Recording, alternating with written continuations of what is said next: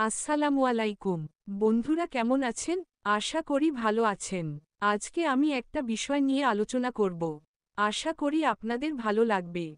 মানুষকে ছোট করে কথা বলা উচিত না। কারণ আপনি কখনো জানেন না, যাকে আপনি অবহেলা করছেন, উপহাস করছেন, সে মানুষটার ভেতর কতটা কষ্ট লুকানো আছে। কেউ হয়তো ধনী নয়, কারো পোশাক দামি নয়, কারো উচ্চারণ পরিষ্কার নয়, তাই বলে কি তার সম্মান নেই? কেউ যদি ভুল করে, আমরা দ্রুত বিচার করে ফেলি, কিন্তু নিজে যখন ভুল করি, তখন চাই মাফ, সুযোগ, ভালোবাসা। আমরা যা নিজের জন্য চাই, তা কি অন্যকে দিই? ইসলাম আমাদের শিখিয়েছে নম্রতা, বিনয় ও সহানুভূতি। এই জীবন ক্ষণস্থায়ী, কেউ কোনোদিন কারো চেয়ে বড় নয়, যদি না সে তার চরিত্রে বড় হয়। মানুষকে সম্মান দিন, কথা বলার সময় ভদ্রতা রাখুন। হয়তো আপনার একটুখানি নরম কথা কারো ভাঙা মন জোড়া লাগাতে পারে।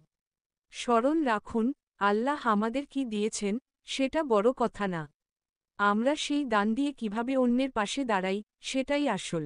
তাই আসুন, নিজেকে গড়ে তুলি এমন একজন মানুষ হিসেবে, যে কাউকে ছোট করে না, বরং অন্যকে বড় হতে সাহায্য করে।